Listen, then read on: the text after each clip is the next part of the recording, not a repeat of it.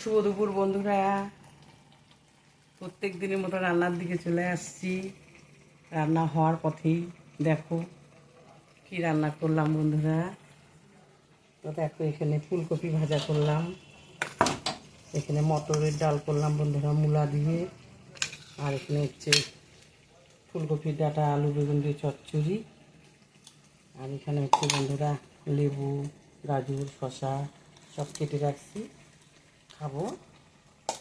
আর এখানে বসিয়েছি বন্ধুরা দেখো পালং শাক আলু বেগুন শিম দিয়ে পালং শাকের তরকারি।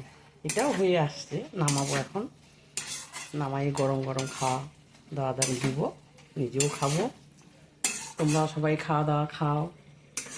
সবাই ভালো থেকো সুস্থ থেকো বন্ধুরা।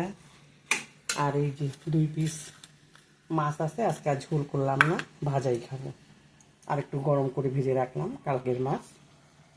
ডাল আছে, আজকে ভাজা দিয়েই চালাই দেবো।